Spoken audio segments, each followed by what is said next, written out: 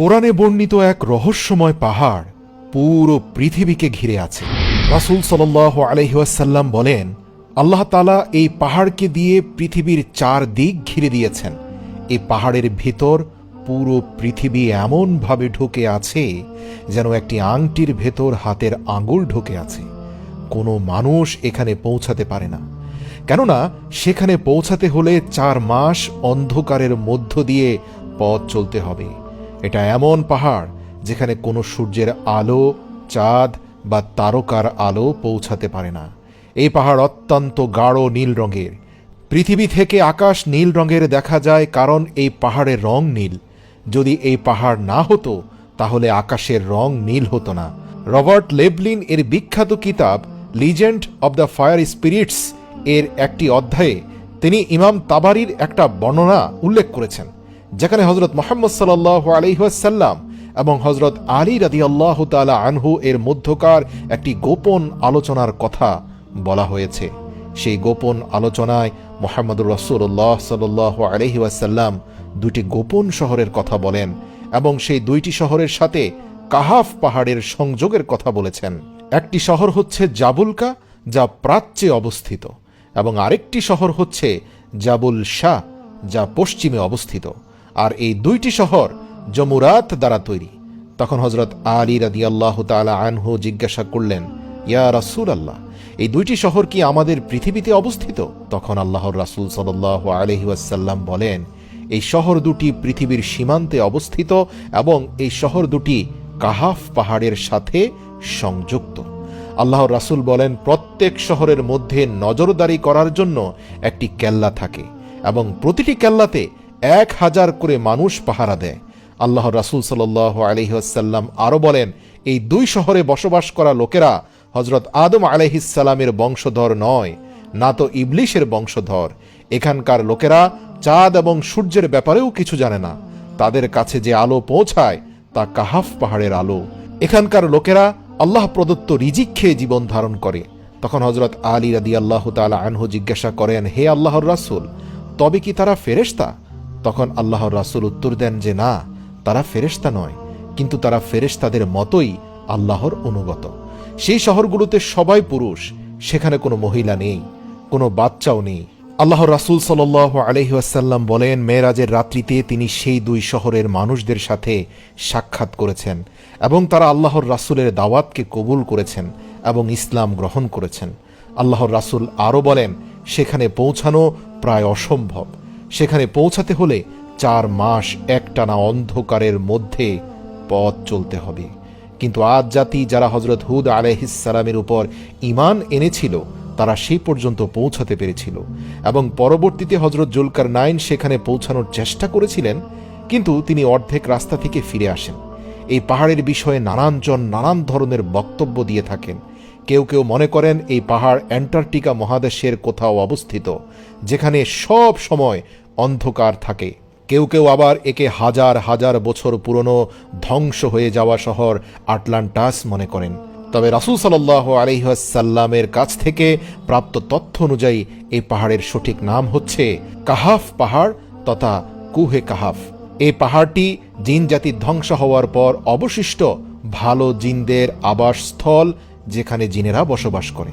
এছাড়াও আরও অসংখ্য মাখলুক রয়েছে এই পাহাড়ে। এ পাহাড় আল্লাহ পাকের রহস্যময় এক পাহাড়। কিছু কিছু বর্ণনাতে এমনও পাওয়া যায় হযরত মুহাম্মদ সাল্লাল্লাহু আলাইহি ওয়াসাল্লাম মেরাজের রাত্রিতে কাহাফ পাহাড়ে বসবাসকারী জিনদেরকে ইসলামের দাওয়াত দেন এবং জিনেরা সে দাওয়াত কবুল করে নেয় এবং মুসলমান হয়ে যায়। ইতিপূর্বে এক ভিডিওতে আমরা আপনাদেরকে আমেরিকান নৌবাহিনীর একজন অ্যাডমিরালের ব্যাপারে বলেছিলাম, যিনি তার ডায়েরিতে লিখেন, অ্যান্টার্কটিকা মহাদেশের অভিযানে তিনি একবার এক শহরের সন্ধান পান, যেখানে তিনি এক অদ্ভুত ধরনের মাখলুকের সন্ধান পান। এখন সেই অ্যাডমিরাল এর দাবি কি সঠিক এবং তিনি যে শহর দেখতে পেয়েছেন তা কি কাহাফ পাহাড়ের সাথে সংযুক্ত, তা আল্লাহ ভালো জানেন। প্রিয় দর্শক, কুহে কাহাফ সম্পর্কে অনেক কথা শুনে থাকবেন, কিন্তু এই ভিডিওতে আমরা আপনাদেরকে এমন কিছু জানানোর চেষ্টা করছি যা মানুষের দৃষ্টির অন্তরালে রয়ে গিয়েছে, যে তথ্যগুলো আপনি আগে জানতেন না। প্রিয় দর্শক, এটি এমন একটি পাহাড় যেখানে সব সময় অন্ধকার থাকে, যেখানে চাঁদ, তারা অথবা সূর্যের কোনো আলো পৌঁছাতে পারে না। এটা এমন এক পাহাড় যা পুরো পৃথিবীর 4 দিক ঘিরে রয়েছে। অনেকে ধারণা করেন এই পাহাড় জিনদের দুনিয়ায় প্রবেশ করার দরজা, আবার অনেকে মনে করেন এই পাহাড় গভীর সমুদ্রের তলদেশে অবস্থিত। এই পাহাড়ের বিষয়ে অনেক ধরনের বিস্ময়কর এবং আজব কাহিনী শোনা যায়। আবার কেউ কেউ একে কোরআনুল কারিমের সূরা কাহাফের সাথে সাদৃশ্য মনে করে। তো এই কাহাফ পাহাড় সম্পর্কে 1300 শতাব্দীর অনেক বড় সুফি সাধক মাওলানা জালালউদ্দিন রুমি তার কিতাবে এক জায়গায় লিখেন, হযরত জুলকারনাইন আবে হায়াতের খোঁজে কাহাফ পাহাড়ের কাছে চলে গিয়েছিলেন। তিনি সেখানে এই আশায় গিয়েছিলেন যে তিনি জানতেন কাহাফ পাহাড়ের তলদেশে কোথাও আবে হায়াতের সন্ধান পাওয়া যাবে।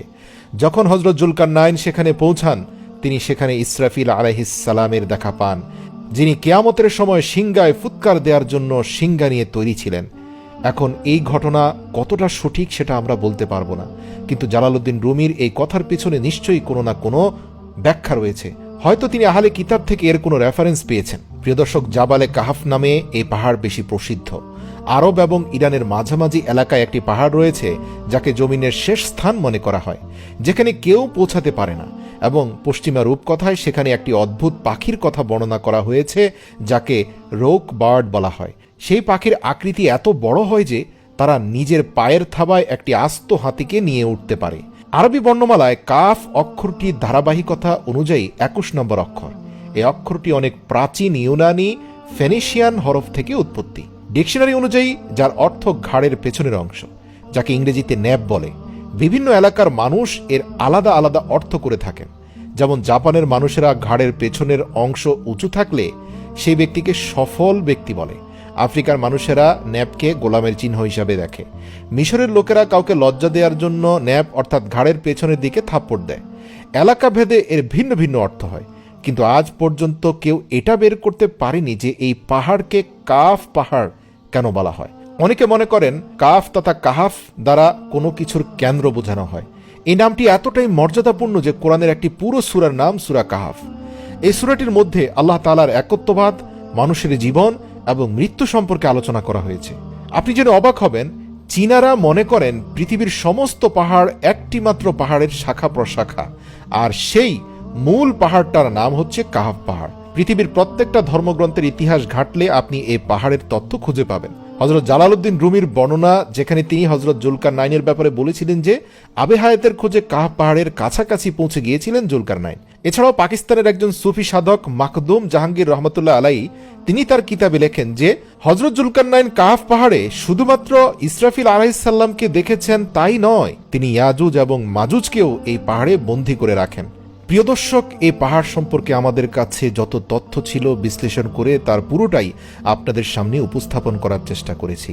তবে এটা নিশ্চিত, কিয়ামতের অন্যতম একটি নিদর্শন হচ্ছে এই পাহাড় মানুষের কাছে উন্মুক্ত হয়ে যাবে এবং সেখান থেকে ইয়াজুজ মাজুজ বের হয়ে আসবে। আল্লাহু আকবার। আল্লাহ ভালো জানেন এটা এখন কোথায় রয়েছে এবং তিনি কখন মানুষের কাছে এই পাহাড়কে উন্মুক্ত করে দিবেন, পরিষ্কার এবং প্রকাশ করে দিবেন।